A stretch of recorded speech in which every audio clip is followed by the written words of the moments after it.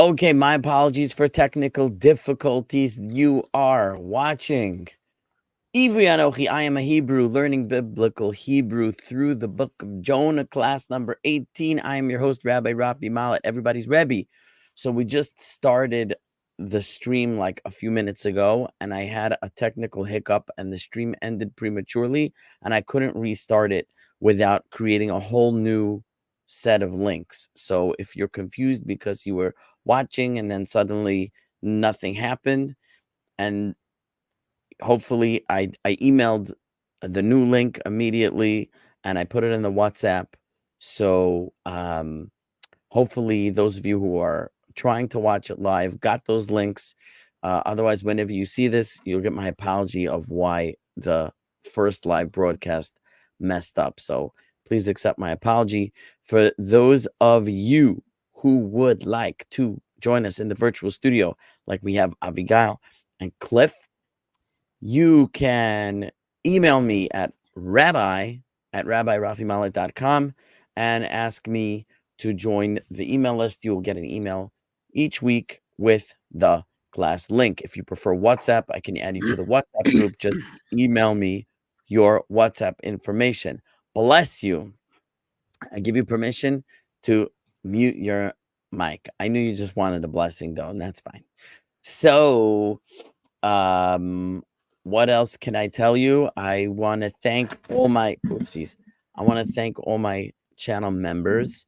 Tonight's class is dedicated to the Refuah Sh'leimah, the complete healing for Shmuel ben Chaya, I believe is the name.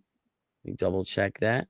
Shmuel ben Chaya, someone who is in serious medical condition, unfortunately.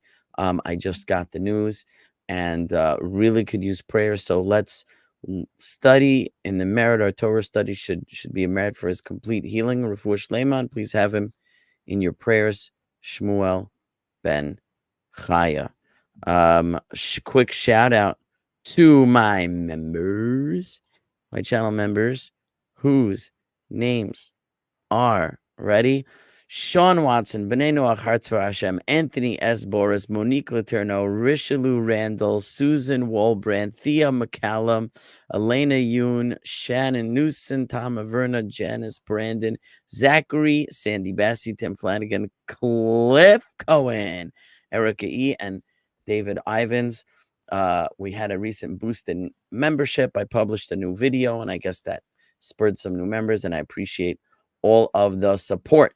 This class is brought to you by the Seattle Kollel, SeattleKollel.com, seattlekollel.com. You can visit there. You can donate to them, running great programs for learning and other wonderful programming and content for the Seattle community. They have a website. You can check them out. If you're in the Seattle area, be sure to visit. Bless you again. And if you would like to donate directly to this channel, there is a donate link in the description below, as well as Zelle and PayPal information if you'd like to donate money to support the channel. And with no further ado, let me actually post now let me post the link for the class resources, the worksheets, etc., into the class chat, into the video chat. Let's take care of that. So people who want to do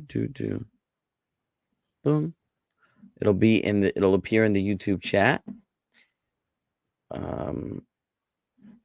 And you can use that link to see the links for the class that I'm going to put on.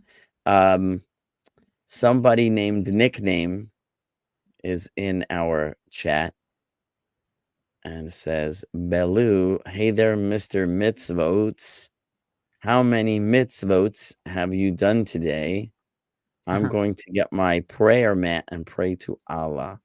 Isn't that cute? What some very clever comments. Thank you so much, for gracing our live chat. I hope you enjoy the class.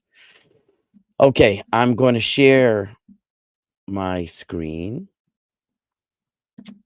And, okay, let's fine. All right, so you should see what you'll see when you click the link that I just put into the chat, or if you got the email or the WhatsApp message, the link. Now, what is not good about what I'm showing you now is I didn't have a chance to update this page. So I put which links have been updated for that week's class. I didn't have a chance to edit this. So really the only thing that I updated was the worksheets for chapter 2, the glossary as usual, Shorashim list number 5, and vocabulary list number, I don't know why it says here's 6 and here's 6 again. I'm not sure why that is. It should be 7. See, it says 7, so that's a mistake. 7. I updated the latest one, which I think is 7. Hopefully I updated 7. In any event, I updated one of them. So you should see some new words. All right. So we're going to go to the chapter 2 worksheets. Okay, we're going to open that up. Okay, now we're looking at the worksheets. You want to make a copy of the worksheets. File, make a copy so you can edit your own copy. You will not be able to edit my copy. So I'm going to call this class 18. Okay, this is the copy for class 18. All right, let's magnify this. And all right. So what did we have in chapter 2 so far? The big fish comes and swallows Yonah. He's in there for 3 days and 3 nights, and he prays to God from the belly of the fish. And again, dag doesn't mean like necessarily a fish like you think of a fish, some type of a sea creature, which, could be called dag in Hebrew. It doesn't mean like a scientific fish classification like we have in modern. The prophet wasn't writing in terms of modern definition of fish.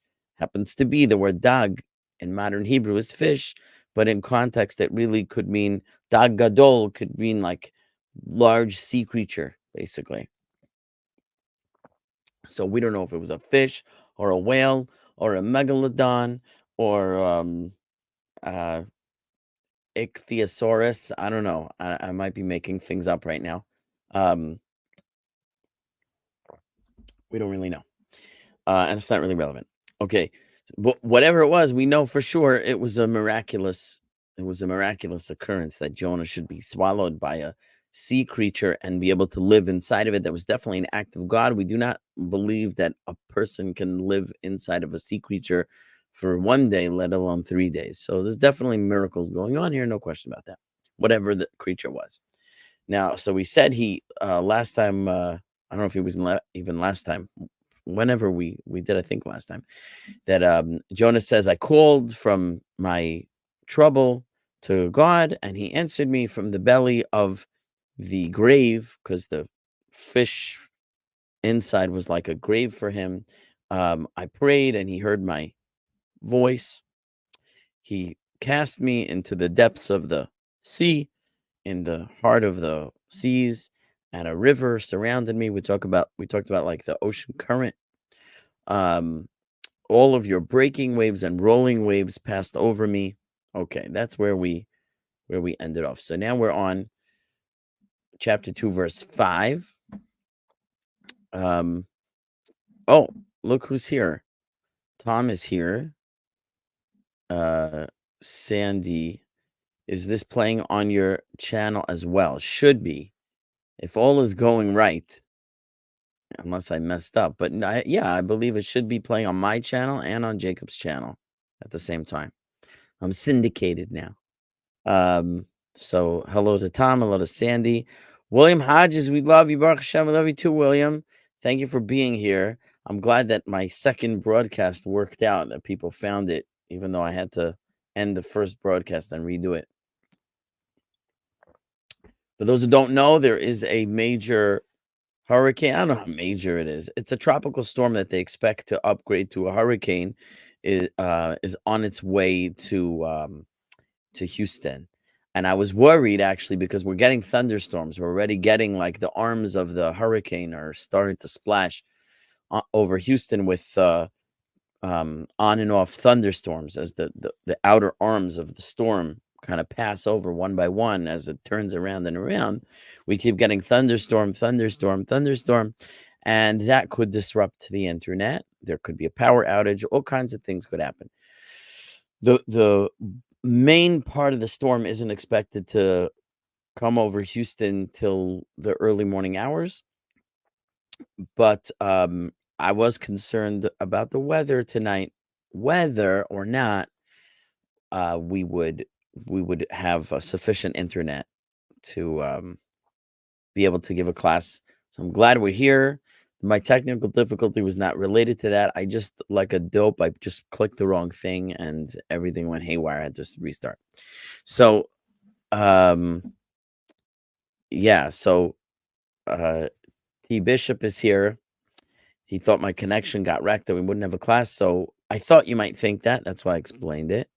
And T Bishop just joined as a new member. Welcome. We are very grateful for your membership, and you're very welcome in our little community. Tim says he was stuck on the other page. It didn't show up live when he was waiting. Right. I had a technical difficulty, so I had to create a new broadcast. So thank you for finding your way here. I'm sorry about that. Kani Arelanu, Shalom Rabbi, Shalom Kani. Okay, we have a lot of people here tonight. It's wonderful. Okay, so let's take a look. Remember, if you have questions at any time, if you're in the studio, unmute your mic and speak. If you are on the YouTube chat, just type it in, and from time to time, I'm going to glance over and look at your comments and questions. Okay, let's read the verse here. Okay, I'm going to read it with the traditional cantillation according to the Ashkenazic tradition, and then we'll go back and translate it. Okay, here's how it goes. It goes, Va'ani amarti nigrashti mineged einecha ach osif lehabit el heichal kodshecha. Okay, so what does that mean? Now, the colored sections are the new stuff. Everything else has been covered in some way or form. So those of you who've been following the series and studying may be a little more prepared to translate, and I'll give you that opportunity if nobody knows how to translate it. So I'll go over it. But you may, if you paid attention and studied hard, you may already be able to translate the sections that are not colored, okay? Because if it's not colored, it means it was covered in previous classes. So we have Va'ani Amarti. So Va'ani is the easier word here. Who can give me Va'ani?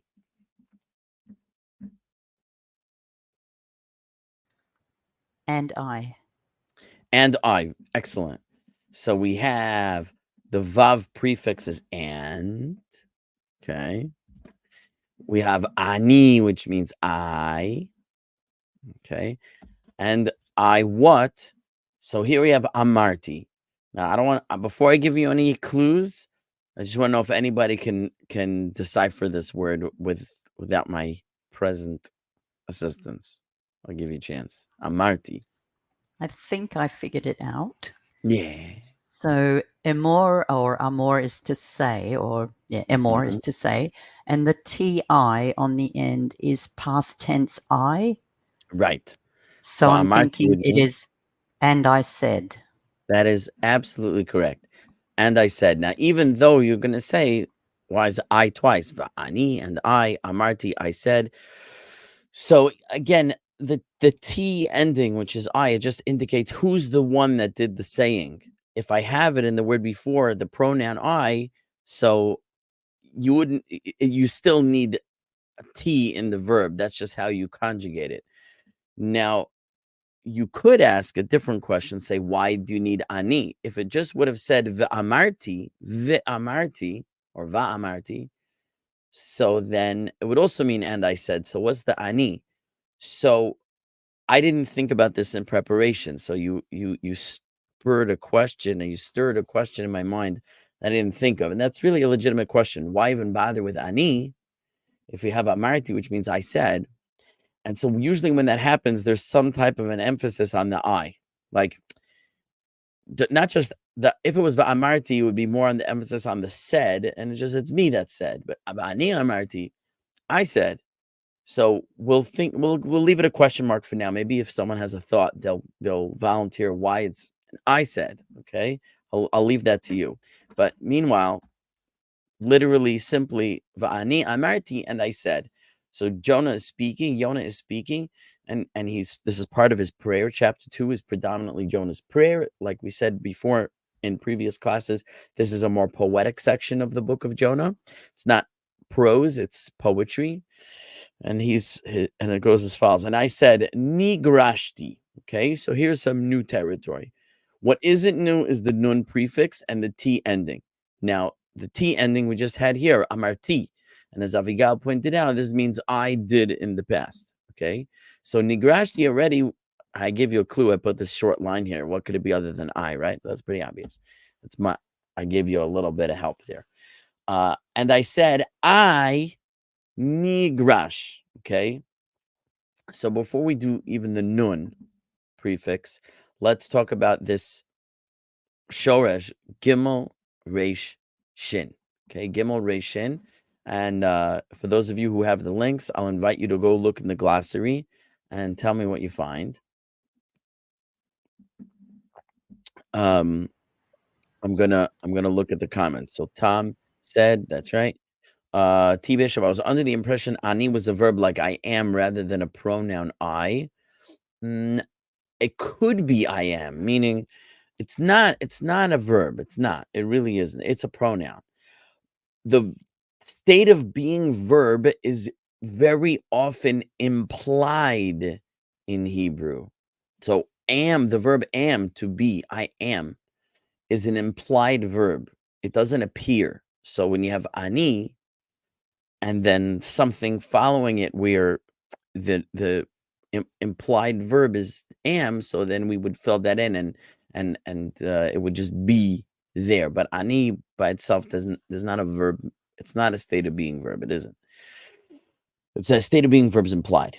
Here, it's not implied, right? It's not and I am, I said, right? Or I am said, or I am saying. There's no am here. There's no state of being here. And I said, okay, I'm glad I could clarify that.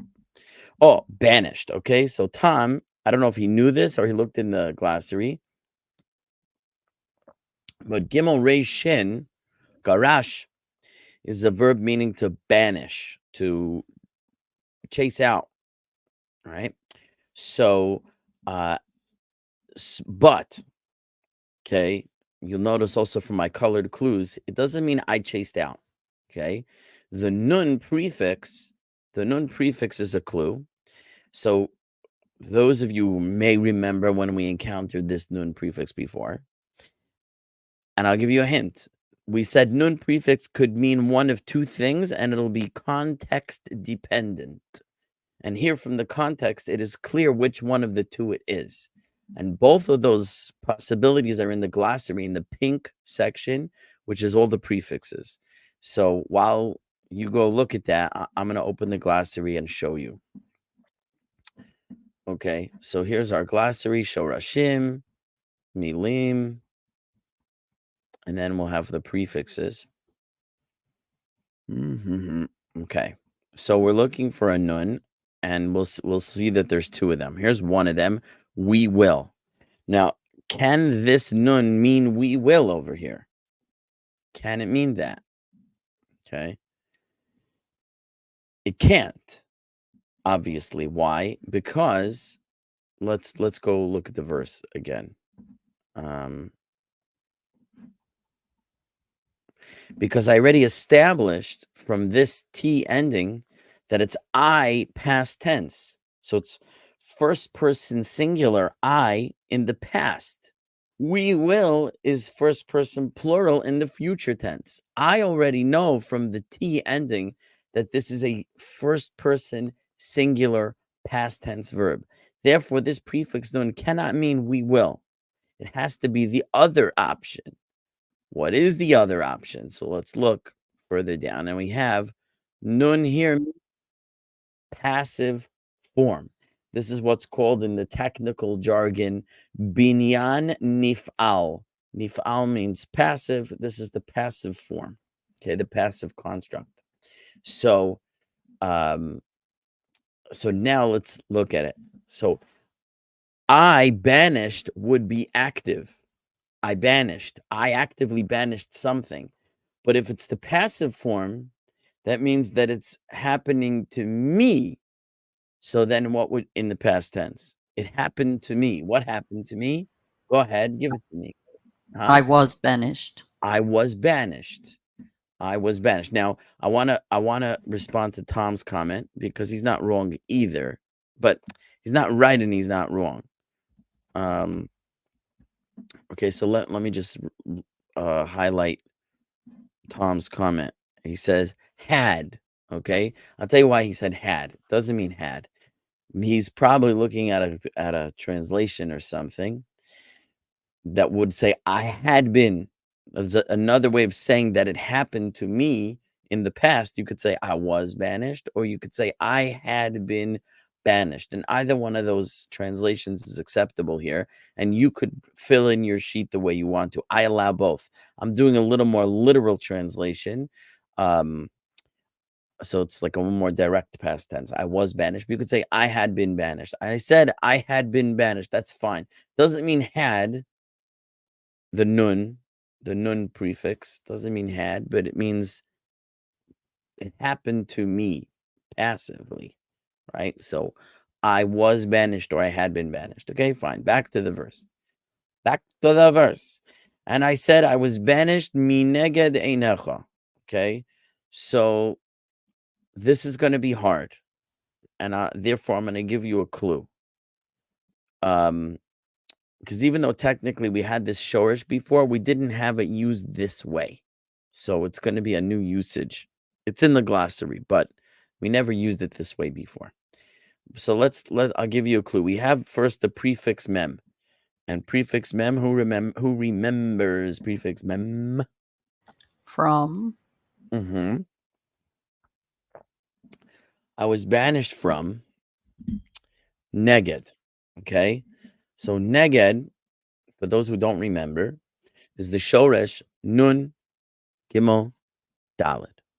Okay, so let's peek at the glossary. And we'll go to nun gimel dalet. And you'll remember now how we saw it before used differently. Okay, let me blow this up. Okay. Here, nun gimel dalet is to tell or to oppose or to flow. And we talked about how we saw it with tell, that Jonah told them, he told them, his whole story. I'm a prophet of God. He told me to say a prophecy. I didn't listen. I ran away. Now he's getting me with a storm, right? So we said, what is the connection between all these three things? So when you tell someone, you stand opposite them. And that way your words flow from you to the recipient of your telling. So therefore, to tell, to oppose, or to flow. So the word neged means opposite. Okay, not opposite as in the opposite of cold is hot. Opposite is in like positioned opposite to something. So I was banished from opposite what? Einecha. And this is easy and hard. Don't look at the footnotes. Don't cheat. Don't look at the footnotes. We'll get to the footnotes. I was banished from opposite Einecha. So Einecha has a new word. This word here, that's spelled Ein Yud Nun, and it's a green word. Oh, I'm sorry. I haven't been showing you the right screen. I keep doing that. Mi neged I put in the sheet here from opposite, and then I have einecha with the green word with that's spelled Ayin Yud Nun. So now we go back to the glossary and we look for in the green words Ayin Yud Nun. You'll see a rather basic Hebrew vocabulary word that some of you may already be familiar with. It's like first grade stuff. It's like maybe from kindergarten stuff. Okay. The word ayin, ayin yud nun, the letter ayin. This is the word ayin. And it means, as you can see here, it means the eye. Very similar in English to Hebrew here. Ayin, eye. So, okay, so back to the verse. I have the word ayin, meaning eye, and then I have two suffixes. I have the cha at the end, this cha, and the yud before the cha. Both of those we've encountered before. So now I'm going to ask you students, what is it, if you put it all together, what is einecha? Your eyes or your eye. Einecha. Oh, good. So you're correct. We have Tom also chimed in with your eyes. First he said my eyes, but then he corrected himself, your eyes, because cha is your, okay? And the yud before that cha is the plural yud. So ayin from eye to eyes, and then it's your eyes. Okay.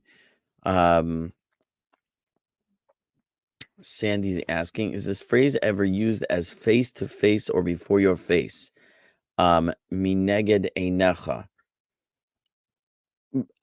I'm not encyclopedic enough in my memory to like run it through the concordance in my brain and tell you when it's used this way or that way. I feel like my feeling is it's a very familiar phrase. Like, I don't think this is a isolated usage of the phrase. Minega de necha. I feel like it's very common, but I can't think offhand exactly where it appears. But you are correct in that opposite your eyes is essentially a euphemism for before your face or in your presence. And so let's fill it in. Let's do that first. From opposite your eyes. That's a little bit of an awkward wording because, like I said, I am trying to translate very directly, but you have to kind of use your brain to translate it idiomatically into English the way we use figures of speech. This is a Hebrew figure of speech. What would be the equivalent English figure of speech? So it might be in your presence, right? I was banished from opposite your eyes maybe means I was banished from your presence. However, now that we translated, we could look at footnote number 1. So I'm going to scroll down to footnote number 1. Don't look at footnote number 2 yet. Footnote number 1, because I will be dead. What does it mean to be banished before your eyes? You, God, will know. I said, I'm banished from before your eyes, from opposite your eyes. You will no longer look upon me because I'll be dead. I was in the water and I was going to drown. I was going to die. I said, that's it. God has gotten rid of me. He's not going to look at me anymore.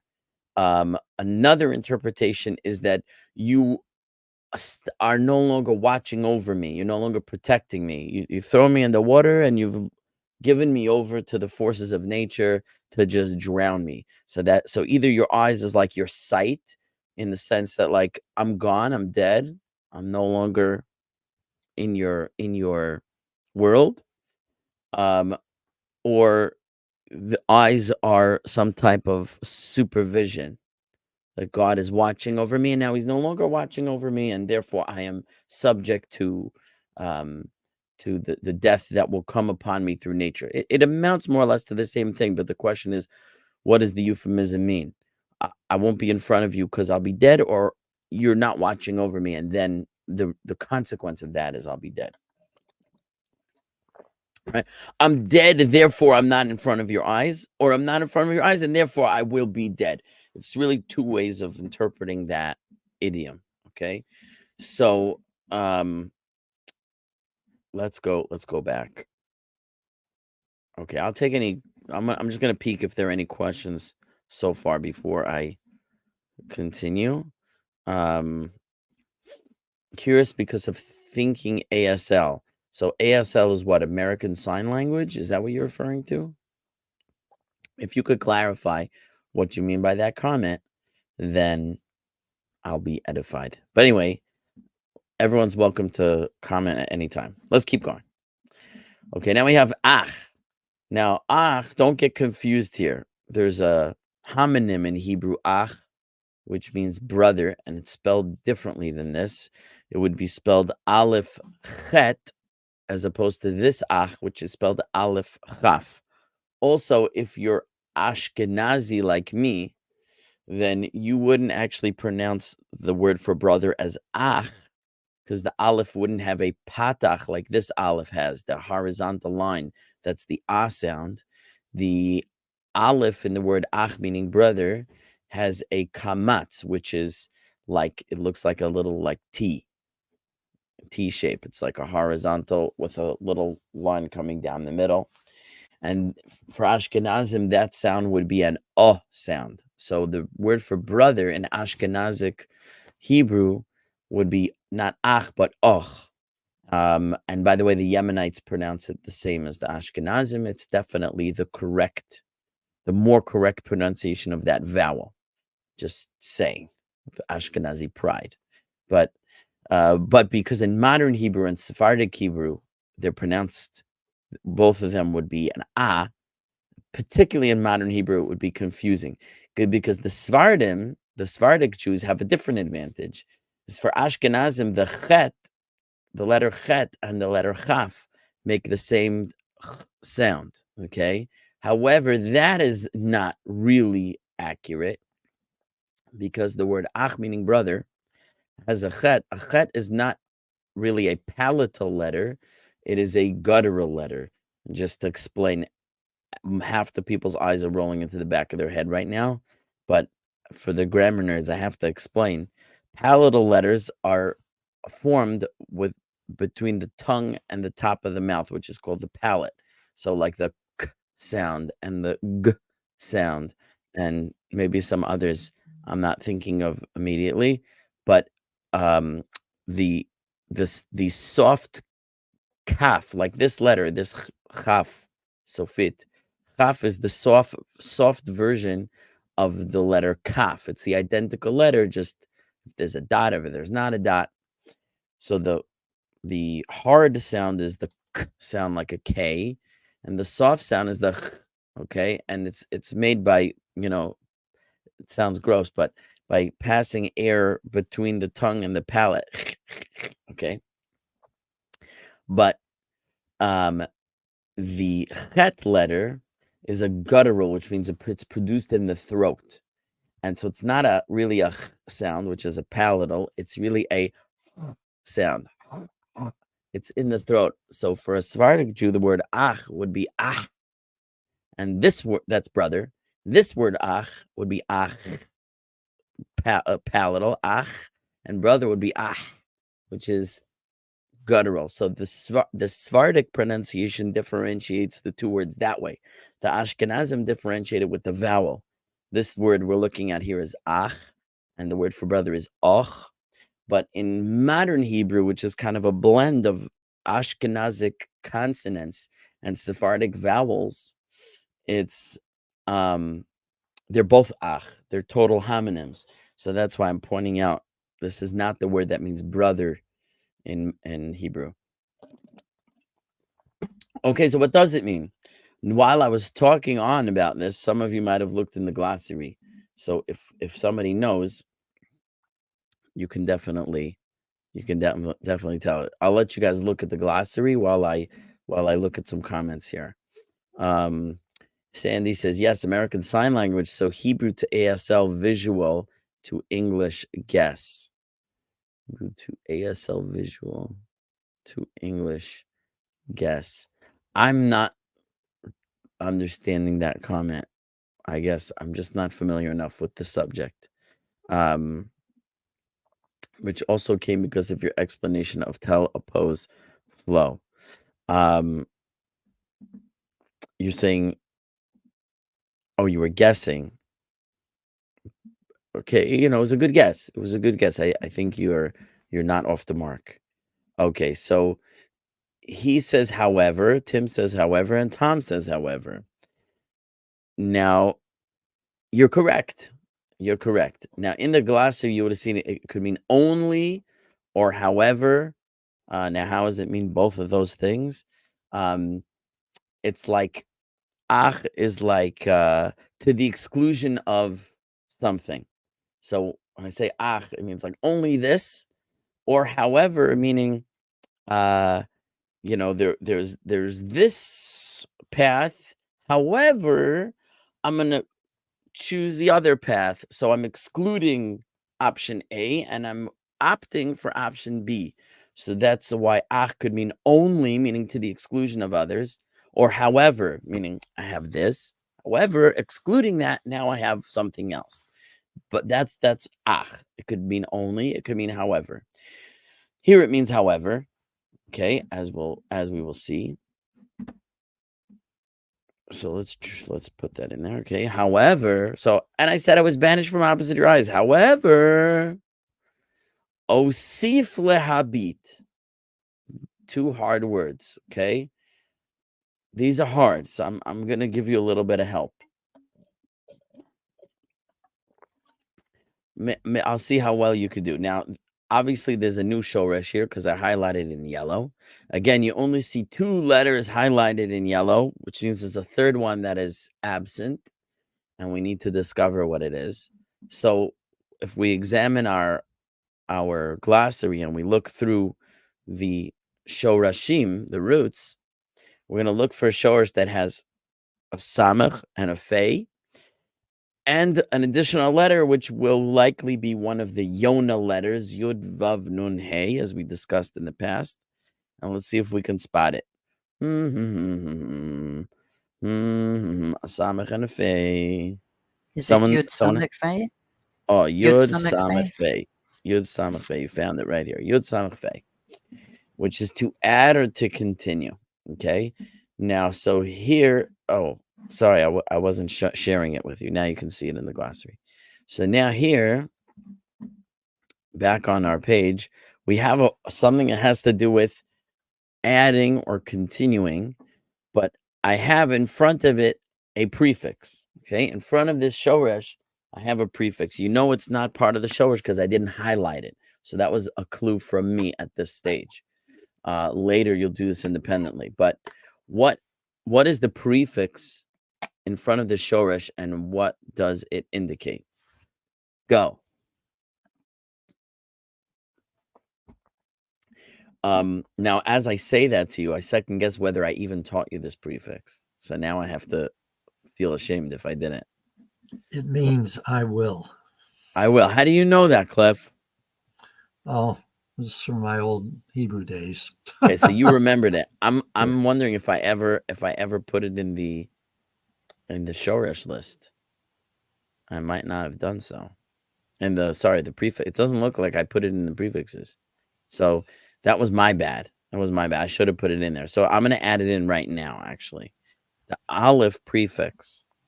This is an aleph prefix. Come on, give me the Hebrew.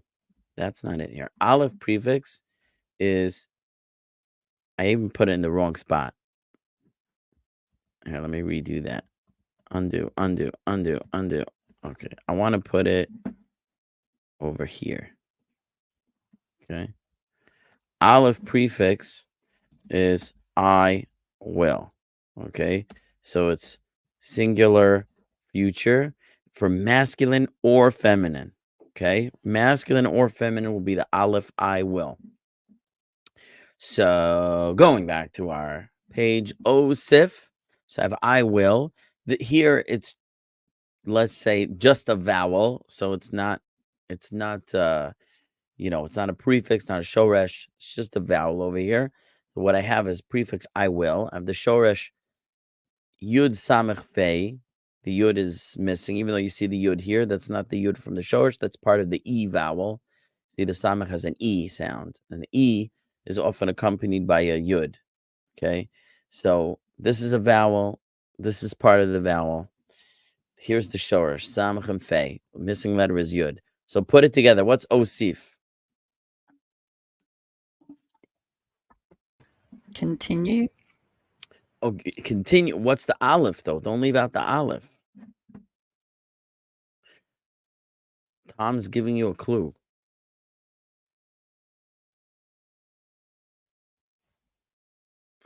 Give me more.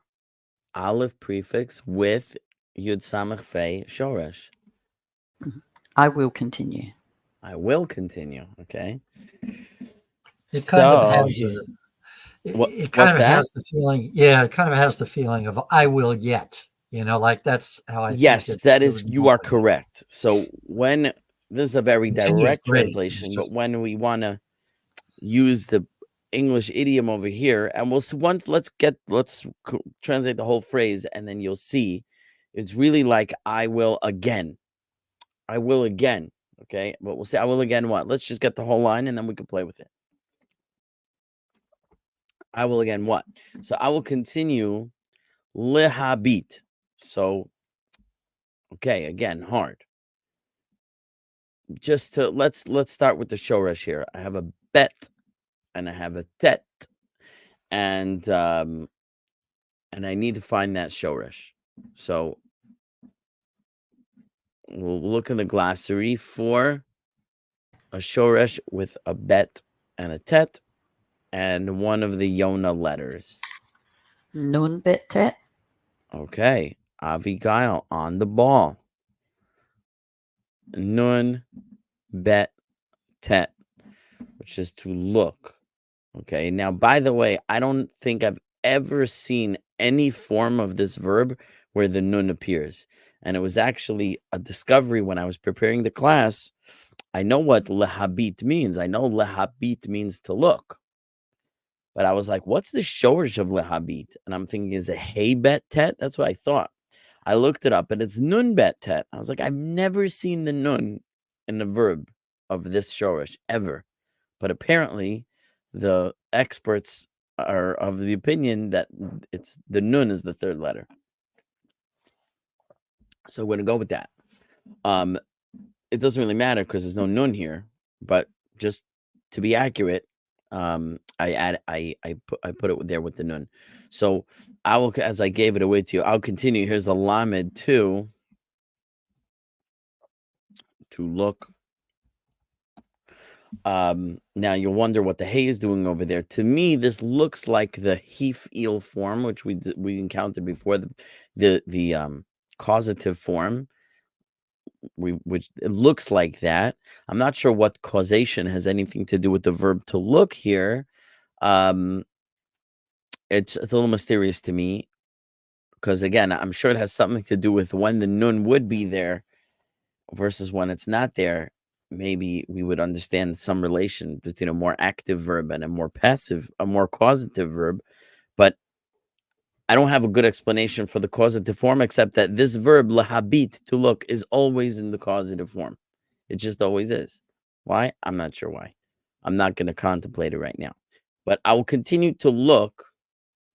We'll finish the verse, and then we'll sort of play with the idiom over here. So I'll continue to look what? El heichal kodshecha. So the L should be easy by now. So who's going to give me the L?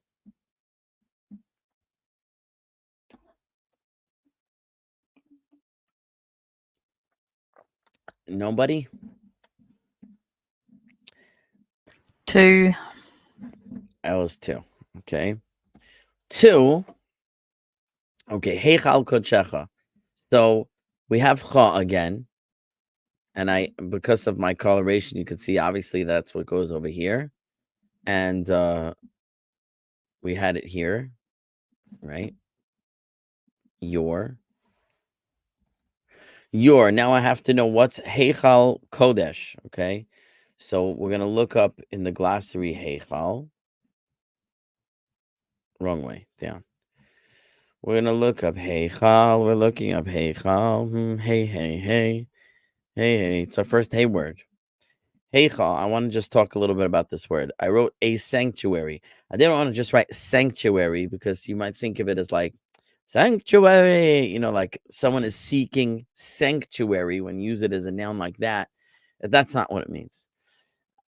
A sanctuary, as in, so I have to be very specific. When we talk about like a place of prayer, like a synagogue or like the temple, those places are sanctuaries. It doesn't mean like an animal sanctuary, which means a place of protection. That's not what heichal means. So it's very clumsy when we translate it into English as sanctuary, and the word sanctuary in English has a broader meaning. Here, I'm going to explain what the root of the word heichal is, and just in this context, it means the place that in English we would call a sanctuary, as far as it's being designated for prayer or service to God. Okay, the word heichal. Is everybody still with me? Am I still streaming? Yeah. Okay. I don't know. Yeah. Tom was with me. He was thinking of the same hunchback line before I said sanctuary. So exactly, it's not that. Now, heichal, the word heichal is like from the word kol, which means all. A heichal is a space that contains something, like it encompasses something. So to give you like an idea, some similar words, something that is kolel something. We talk about a kolel, right? Kolel is it's a place where people gather to learn. It's like a gathering place of inclusive study. A kolel. When something is kolel something, it means it includes something. A mechil is a container. Mechil. It contains something. It's got everything inside of it. A mechil. And so on and so forth. Okay, those are just some examples. A heichal is like a place that is a space that is made to contain some group of people or some activity. So, but the word heichal, the way it's used in Jewish literature, is the part of the synagogue or temple where people are gathering in service to God. So therefore it is a sanctuary, but the word heichal doesn't mean sanctuary, and the word sanctuary in English doesn't quite mean heichal. It's just that in the specific context the word heichal is used in the traditional literature, it is the equivalent of what we would call in English a sanctuary. Okay, but these words don't actually mean the same thing. So I just felt I needed to explain that. Okay, so I will continue to look to your sanctuary, and then I have another word here, right? Kuf Dalid Shin. Okay, and let's find that. And some of you may be very well acquainted with this word already. It's a very common Hebrew word. Is the word, here's our kuf word here, one of our kuf words, Kodesh. Okay, and Kodesh means holy, but again, I have to explain. There's two different words in Hebrew, and they get confused so much. People mix these words up a lot. There's Kodesh and there's Kadosh. Kodesh, Kadosh. They both mean holy, except one is a noun and one is an adjective. Kadosh is an adjective. Something that is holy, I refer to that something as a something Kodesh, a holy something. Okay? Kodesh is the word that's being applied to that noun. And if it's a feminine noun, it would be Kedosha. Okay? Sorry, Kadosh. No, I messed it up. Kadosh is describing something as holy. It's Kadosh. if it's masculine. If it's feminine, it will be described as kedosha, holy, feminine. Kodesh is never in the feminine, it's always in the masculine. It kind of means a holy thing, but it's not the adjective used to describe the thing. It is the thing. It is the thing. Kodesh is the thing. A holy thing is called Kodesh. It is an item of Kodesh, not holiness. That's Kiddusha. Okay, but it's Kodesh. It's a holy thing, Kodesh. And it's very subtle. Their Kodesh is the noun. It's not an adjective describing the thing. Okay. So it's very, very subtle. It's very hard to explain. But here, the word that's being used, that's being conjugated with your, is Kodesh, your holy thing. Heichal Kodshecha. It's very hard to translate in English. I'm being very honest with you. Now, I could translate it as your holy sanctuary. That's how I'm translating here. But it's not a great translation because their holy is an adjective, right? And if I say your sanctuary of holiness, well, the holiness is Kiddusha, not Kodesh. So it's like your sanctuary that is a holy thing. Heichal Kodshecha. The sanctuary of the holy thing, the thing that's holy. It's really almost impossible to translate into English in a way that makes sense. So therefore, we're left, the only thing we can translate is either your holy sanctuary or your sanctuary of holiness. But there's no way to express in English your sanctuary of the sanctuary of your holy thing. I think in a way, probably the closest that might come to doing it is a comma, right? The sanctuary, the holy, comma, the holy. Like it's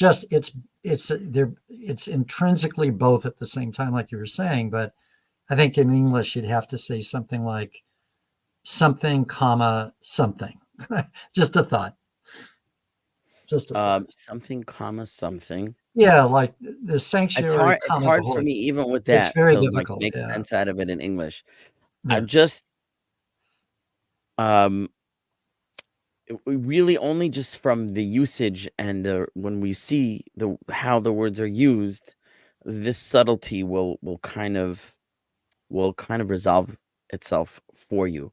It doesn't, you don't need to understand it so deeply to grasp the meaning of this verse. I just want to be accurate in translating it, that there's a lot of confusion between Kodesh and Kadosh, and I'm trying my best to parse out what the difference is between those two words. But meanwhile, the least clumsy translation of Heichal Kodshecha is either your holy sanctuary or the sanctuary of your holiness, even though neither one is quite 100% accurate, but it's really the best we could do in English. So now let's just figure out the meaning here, right? So again, and I said, I was banished from opposite your eyes. However, I will continue to look to your holy sanctuary. Meaning, like somebody pointed out before, it's like saying, I will again look. I thought I was gonna die. I was gonna drown. That was the end of me. You banished me from before your sight. You stopped watching over me, and I'm gonna die, or because I'll be dead, you'll no longer look at me. However, I was wrong. That's not what happened, right? And this is parallel to what we said before, that what happened over here. He said, I called from my trouble to God and he answered me. I was in trouble. God, you answered me. Mi bet and Sheol, from the belly of the grave, I prayed and you heard my voice. So I was in trouble. You answered me. I was in the belly. I prayed. You heard me. Okay, and here the next verse, you threw me to the deep water in the heart of the sea. The river surrounded me, right? The water, the flowing water surrounded me. All your waves passed over me. I said, I'm banished from before you. I'm gone. I'm finished. It's over. However, that was not the case. You saved me, God. And now, even though I'm in the belly of the fish still, what was the purpose of you creating this miracle to save me here? So that I should die? Obviously not. It's obvious you want me to live. So now I know with confidence I will again look upon the sanctuary. Now, what does it mean to look to your holy sanctuary? You may want to switch back to the verse. I'm sorry. What does it mean to look to your holy sanctuary? What does it mean to look to your holy sanctuary? Does it mean I'm gonna see the temple? Now, he lived in the time of the temple. Very simply, you could say, I thought I would never see the temple in Jerusalem again, and now I know I'll see it again, which is a nice thing to live for, right? Put it on your bucket list. But here I'll show you footnote number 2, where the Radak, the commentator known as Radak, which is an abbreviation in Hebrew for Rabbi David Kimchi, Reish Daled Kuf, Rabbi David Kimchi, it's called Radak.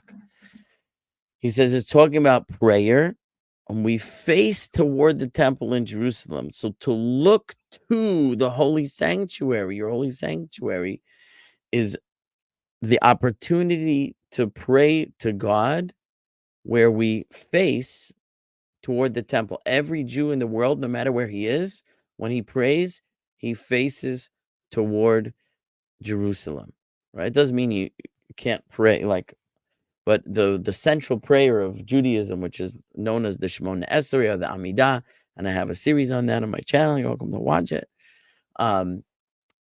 That central prayer is done very meditatively. It's done quietly, and a person stands very still when he says that prayer. And he should be standing facing Jerusalem, and if he's in Jerusalem, facing the Temple Mount. And we find that Shlomo, King Solomon, when he builds the temple, he says Jews will pray towards this place. And we find that Daniel, when he was in Babylonian captivity, prayed toward Jerusalem 3 times a day, it says. So that's how the Radak understands. I will again look to your holy sanctuary. I didn't die. I again have the opportunity to pray to you. Now, what's interesting is, again, I don't think that's to preclude what we said before, a simple meaning of I'll have the opportunity to live on and return to the land of Israel that I left and go back to your holy sanctuary. I think that could be understood. I just thought it was very interesting that the Radak offers this additional meaning. And what's interesting about that is that at first he says, I was in trouble. I called to you and you answered me. I prayed to you. You heard me. Right. And now he says, according to the Radak anyway, I thought I was going to die. And now I know that I will again look to your sanctuary. I will pray to you. Well, what are you doing right now? What are you doing right now? So, and right now you're praying. It's true. And you said before, I prayed and you answered me. So there was a prayer that came before this even. And so he says, now I know I'll get to pray to you again. What's going on over here? Okay, I know the hour's late. So what I'll say is that prayer is not just about asking God for things.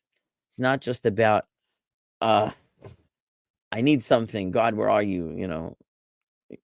Let me pray to you so you give me what I want. I'm going to put a quarter in the gumball machine.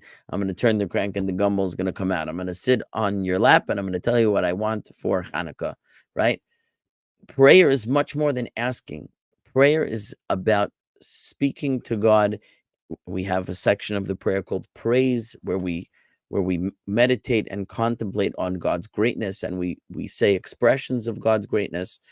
We have a prayer section of the prayer called Hoda'ah, which is thanksgiving.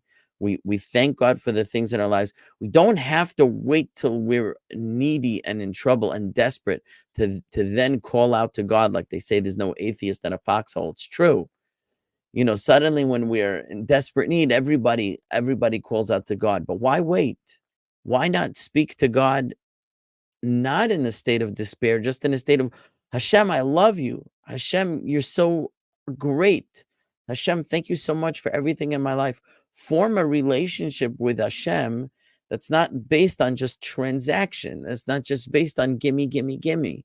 So he's saying in this situation, I started out, I needed and I called you, you answered me, but having answered me and knowing that you kept me alive for a purpose. So I'm looking forward to the opportunity to pray to you again, just to have an ongoing relationship with you, an ongoing conversation with you, not about asking because I need, but because you're my God and you're there, and I feel your presence in my life, and I want to express to you my reverence and love and gratitude. So that's what I see. Again, you don't have to see that here. Okay, I'll see your sanctuary. But I find it fascinating that the Radak says this is a euphemism for prayer, where we face Jerusalem. Prayer, but God saved you already, and you're praying to him right now. But he's saying, I'm so glad that I'm going to have the opportunity to pray to you, because that's speaking to God from the heart. That's my relationship with you that I see will be ongoing, and you desire for me, and that gives me great joy and gratitude. So a nice thought to have on why Jonah would put prayer here. Now, it's the end of the hour. We didn't get very far today, but we in the beginning we said, and I said, right, I'm banished from before your eyes. And I said, why the emphasis on I?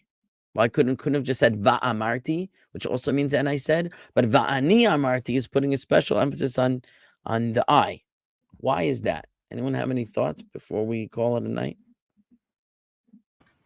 Because it was his opinion and it turned out in a way not to be correct. Okay. Because so I agree with that. Yeah, we're never completely banished from before his eyes. Right. It was my perception, God, that you wouldn't want me anymore. It was my perception that you had rejected me, that you had banished me. It wasn't a true perception. That was me. That was my insecurity speaking. But you would never throw me away, Hashem. And he proved it to me, because again, the whole book of Jonah is about teshuvah. It's about repentance. That's why we read it on Yom Kippur, the Day of Atonement. We read the entire book publicly in the synagogue on the Day of Atonement, because it's a very moving story of repentance, where he says to Jonah, go to the people of Nineveh, even the people of Nineveh, non-Jews, idolaters, wicked people. Go to them and tell them I want them to repent. Give them the opportunity for repentance, and they do repent and they're forgiven. That's the framework of the story. But Jonah and his reluctance, and I think we spoke about why he was reluctant. I'm not going to do it now, but he himself sins. He doesn't listen to God, and God gives him another chance, and he repents and he's forgiven. And he said, I said, I thought I was so wrong. I was so off. It was my perception, but it wasn't the reality that you banished me, God. I was banished from before you. Of course not. What was I thinking? That was me. That wasn't you. That would never happen. You would never give up on somebody. So I said that. How wrong I was. Right? Only to the exclusion of, I now can totally reject what I thought. It's only the following. I will again have the opportunity to turn to you. Have the again opportunity to be in your presence, whether physically in the sanctuary or spiritually, figuratively, in standing before God in prayer. And by the way, the halacha, the law that it says in the books about Jewish prayer is, when we stand in that meditative prayer, the Amidah, the Shemona Esrei, we're supposed to imagine that we are standing in the chamber of the Holy of Holies. It's where mentally we're supposed to put ourselves, right smack dab as close as can be. And that's why we whisper. When we say that prayer has to be said silently and not allowed to say it out loud. It says a person who says it out loud is called a person without faith, as though God can't hear you if you don't speak up. We speak in a whisper. Why? Because we're imagining it's like we're talking right into God's ear. He's so close. Would you yell? Would you scream into somebody's ear? Would you go over to your spouse to whisper a sweet word and then scream in their ear? You would whisper softly and sweetly because they're the person that you're the closest with, and you can go right to their ear. So we go right to the ear of God when we pray. We're supposed to imagine we're as close as can be. And that could be, according to the Radak, what Yonah is saying. You want me close. I thought you wanted me as far as can be, but I was totally wrong. You want me as close as can be. What a beautiful expression. It's amazing that metaphor, is mirrored, I guess, in the fact that, he's saying, I thought that you weren't seeing me anymore, right? He uses enecha. I thought you weren't seeing me, but I will again see you. I will look at you. I'll look back. And I just wanted to make a comment about the verb lahabit, because lahabit is quantitatively different from liistakel, which means to look upon, and it's a kind of a passive verb. But whenever I've seen this verb, lahabit, I get the sense that it's a very intensive, it's almost a transitive verb where you're looking, you're almost projecting yourself into the thing you're looking at. It's not so much a passive thing. It's an intense interrogation of what you're looking at with lahabit. It's always impressed me that way. I don't know if I'm right about that, Rabbi, but in this particular case, what he seems to be saying is, when I look back into your eyes, I'm going to look in a new way. I'm going to look in this intense, searching, committed, I don't know kind of word to use in that particular case, but it's definitely not, it doesn't have the flavor of other ways of saying I'm looking at something, right?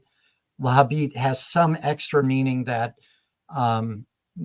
just I've always felt it from context when seeing it before, but I don't know what your feeling about that would be.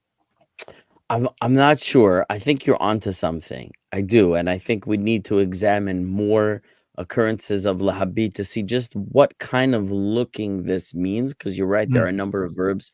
Lahashkif, like Right. you point out, lihistakel. There are a number of verbs that indicate looking, gazing, staring. What exactly is the nuance of lahabit? I'm not prepared to say, but I do think you're onto something. But you did inspire me with another thought, which I thought this is what you were saying. I said I was banished before your eyes. Like, you don't want to look at me. But that was my perception. But of course you want to look at me. It's just, it's about me, whether I choose to look at you or not. Sometimes we look away from God and we think that's God looking away from us. God, you don't want anything to do with me. But really what we're doing is we're turning away from God.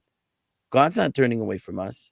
So he says, I said, like I thought you didn't want to see me. However, I was totally wrong. Rather, osif lahabit, I will again look. It was me that wasn't looking towards you properly. And now I understand I have to turn around, and it's dependent upon me. Whether or not I face you is going to be our relationship, but you're always there for me. You're always looking at me. The question is, am I looking at you?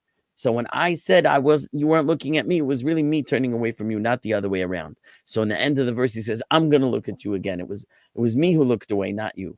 Now I'm going to look again like I should. That's how I thought you were going, which whether you had that in mind or not, that's what I took from what you said. And I think it's a beautiful idea also. Yeah, it is. Absolutely. So it's a very beautiful verse. It's a very beautiful prayer. We'll get to more of it next week, God willing. So I guess we have to close out the hour. It's late. So that's it. I'm going to, if anyone has any questions before we go, I'm not in like a huge rush, but I know it's late for you. So I don't want to dreh a cup, as we say in Yiddish. There's no real English translation for dreh a cup. Literally means to like drag a head. I don't want to drag your head. It's like kind of like just drag you along You know what I mean? And you're like, get me out of here. I'm draining your cup. I'm dragging your brain against your will almost. So yeah, I don't want to drag a cup, but if anybody wants to ask something, speak now. Okay, going once, going twice. I do see there's some comments I missed, so I'll try to get to those if people are sticking around. If not, have a good night. Um, we have Donald Garcia with some great little pictorial expressions there. Thank you. And okay, so Tom asks this: is the patach here a chat of patach pronounced o? So I'm not sure what you're referring to, but if you're referring to, let me see if I could share that again. Can I share it?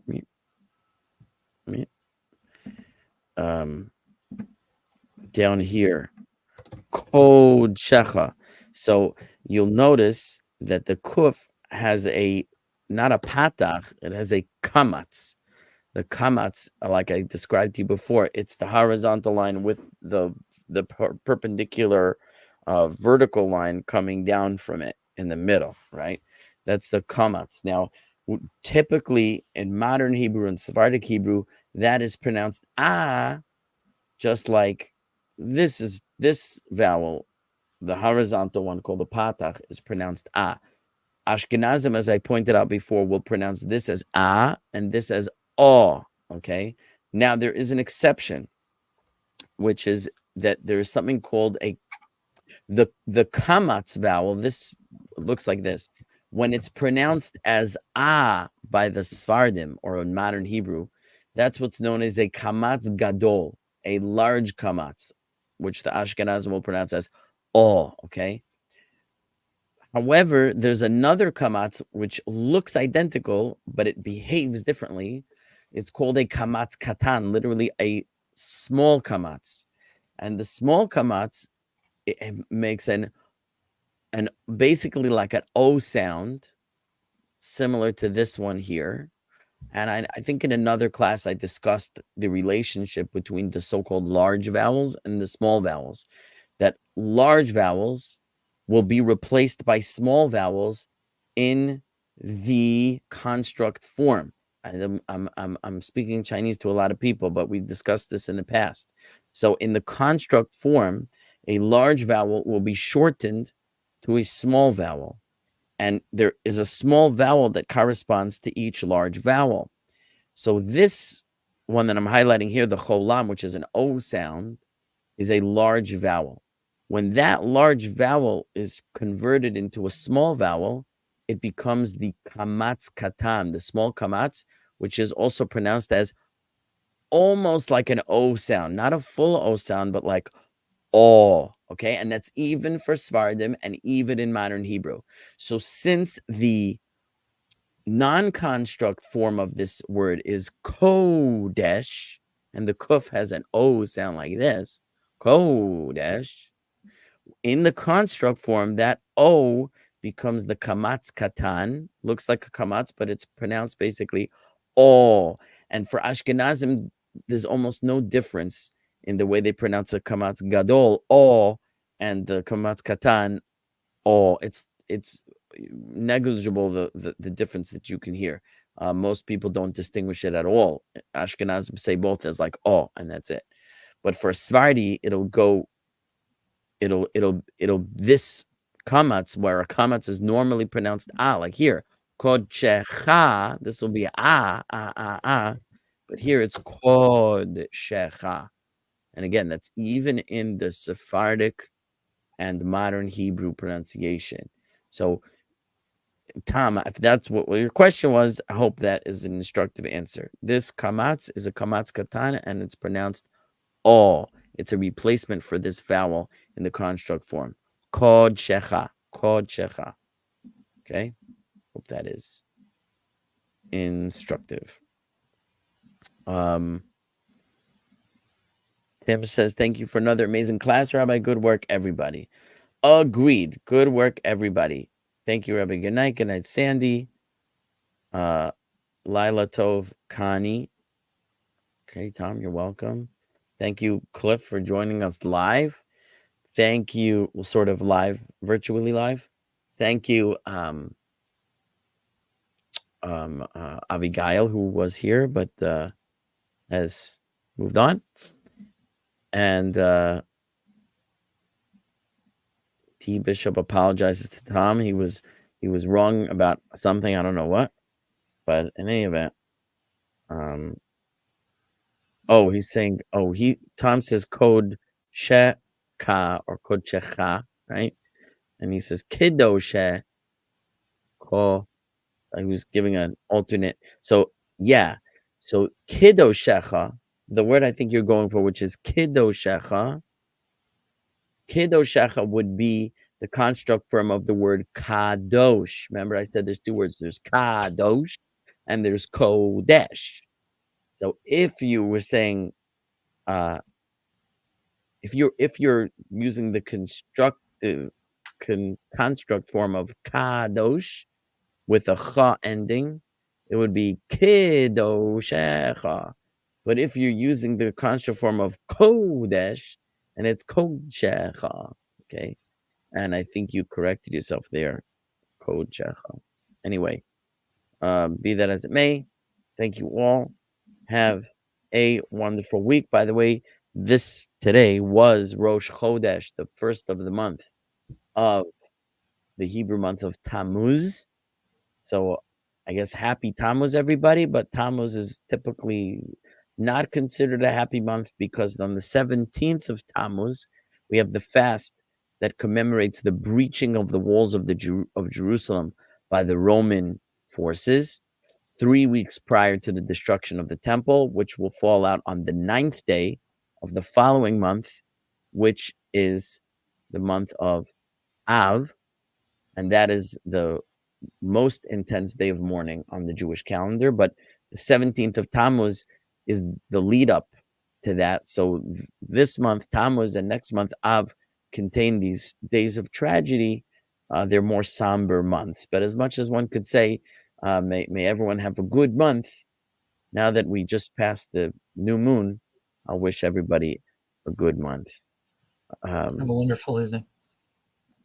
Yeah, Trey Bishop says, I was pulling my pronunciation from this song by Ofra Haza. Okay, I don't listen to Ofra Haza. I know she's a famous singer. I haven't heard this particular song, but I guess she uses these words that we've discussed tonight, and that's what you were thinking of. But it's good to learn from every resource you have. All righty, everybody, have a super great night, and see you, God willing, next week.